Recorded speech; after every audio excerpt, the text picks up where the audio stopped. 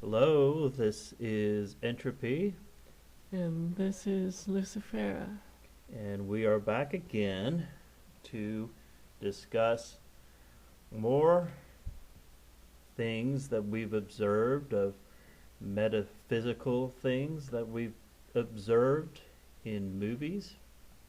First, before we begin, let me tell you that we have a friend of ours, Jeremy, who has his own channel here on YouTube called Themeekgeekgabshow, and he has put up a couple of our reviews for different movies, and he has many other reviews, and he often has guests on there discussing them. So check out his channel. We will be putting a link to his channel in the description box, so check him out, Jeremy, at the Meek Geek Gab Show.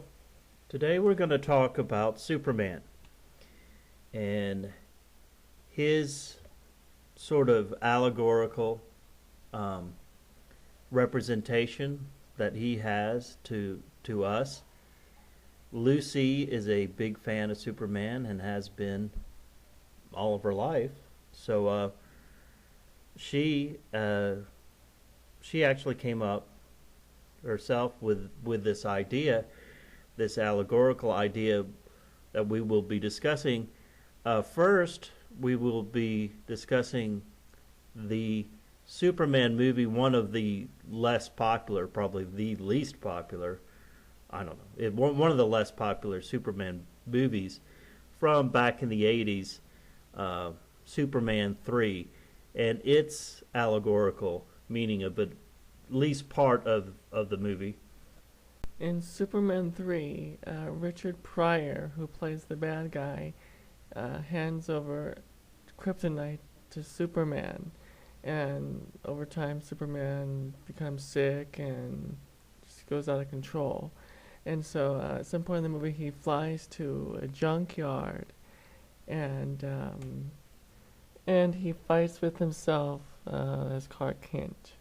Superman, due to taking this kind of kryptonite, had sort of a Jekyll and Hyde, where his sort of inner dark nature comes out. What we're discussing today, it has a much deeper allegorical meaning to us than just, someone fighting against their own inner demons, if you will. I believe that Superman 3 and his struggle with the dark half of himself not only is about the struggles we have against our inner selves, but also is a good allegory about how from the dark Abrahamic religions the true Superman will come, having some roots in Abrahamism but realizing its truer light side, evolved, enlightened God within nature. Everything starts with something. So we're not talking about Abrahamism per se any more than we are referring to, let's say, Cro-Magnon man, who evolved into Homo sapien man. Lucy's idea here with the Superman 3 and the dark nature of Superman that came out because he was given this piece of kryptonite, that represents the Abrahamic religions, that darker thing. And then out of it comes this new, more powerful Superman as Clark Kent that takes control and defeats his darker nature. This is sort of an evolutionary tale, and this is what we're talking about here. A sort of an evolution from these dark, sinister roots of Abrahamism into this new man and this new religion, this new world that has its roots in this darkness, but has converted and become this new evolutionary being, this new evolutionary age. That's where we're heading, this age of Aquarius, if you want to call it that.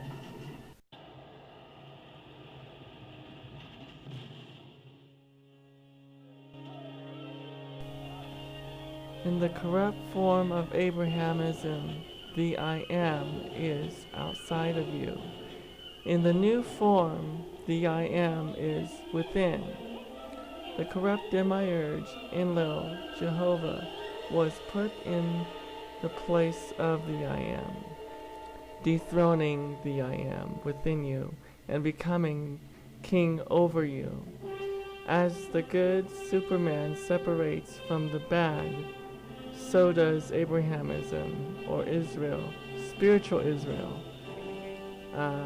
Those of you who recognize your spiritual nature and know who you are gods, or Elohim. In the movie, you see the good Superman separate from the bad.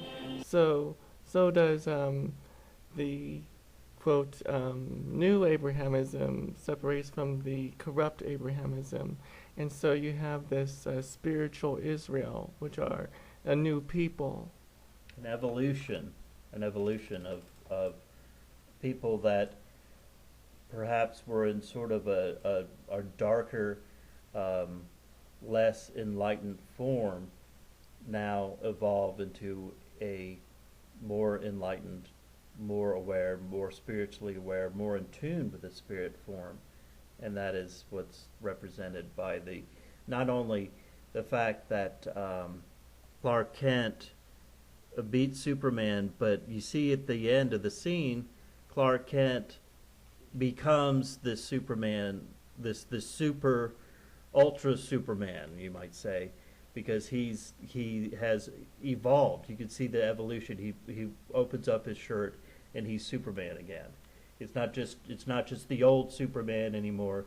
It's this new evolved Superman. This new evolved, in this case, in the metaphor, the allegory that we're using, it is the new Abrahamic type from an Abrahamic seed, but totally different and totally evolved, just like I said before, like the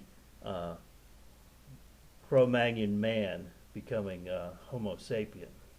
The world can't understand the esoteric. They look at religious texts and project everything outwards. The world hates the light and loves darkness, ignorance. This new form of, quote, Abrahamism is no longer Abrahamism, but is true Israel, the coming Christ, the Messianic age. As we've said before, we don't look at this Christ necessarily as a historical figure. We look at it as something that is within all of us. And we believe as Gnostics that's what the Christ taught. Hey, I'm just like you. Hey, I've become enlightened or spiritually evolved, if you want to look at it that way, and you can as well. So the term Messiah is a reference to a messianic age, a new golden age, an age of enlightenment. Collectively, we are the Messiah. The great revealing, I am that I am. And the whole Superman concept to begin with, the whole idea of a Superman, you can look back at Nietzsche's work back in the late 1800s when he was writing, and the whole idea of this new evolved man, this Ubermench, this Superman that Nietzsche speaks about. So Superman as this comic book character is really this, what we should be aspiring to be. Sure, I don't expect to be flying around or anything like that. However, the concept of the better man, the stronger man, the man that has become more evolved through not through going, into this antiquated ideas of the past and the antiquated ideas of religion, but finding that Superman nature within, that Christ consciousness within, and nurturing it and bringing it forward. It is time to evolve. The corrupt fall away from the old to the new, from Homo sapien to Homo superior, Superman, or the Elohim. Now, when I mention Elohim, you can look at it as, there's some bad gods and good gods, but also another way of looking at it is, like I was mentioning, the old ways, the Abrahamism of today. You see this Elohim as either tyrannical or Also illustrated within ourselves, our darker nature, and illustrated in the movie that we're referring to, the Superman 3. The darker nature within us, and conquering that darker nature so that we can evolve to our higher selves. so we're leaving the old Elohim behind and becoming the new Elohim, basically. Quoting Nietzsche here, "For a tree to reach heaven with its branches, it must first touch hell with its roots." So you must be able to look within yourself, be able to look yourself in the mirror, look at those parts of you that you would want to change, those demons inside of you, and learn from those things, and not conquer your darker side, but To transform it. transform it into something new, evolve. Your darker side is always going to be a part of you, but you can't conquer it. But what you can do is learn to accept it, absorb it, and make you a stronger person because of it. I teach you the overman. Man is something that shall be overcome. What have you done to overcome him? Meaning, what have you done to overcome your lower nature, your other self? Here's Nietzsche's prophecy. The coming elite would rule the world, and from whom the Superman would spring. In the will to power, he exclaims, a daring and ruler race is building itself up. So do you want to be part of this quote-unquote ruling race? This ruling race, and we're not talking about, your racial construct, whatever your background is racially. When he says the ruling race, he's referring to a spiritual understanding, and that, of course, transcends all races, all of these physical human races. We as a people here now are spearheading a new understanding, a new idea, and you cannot and you will not stop an idea whose time has come.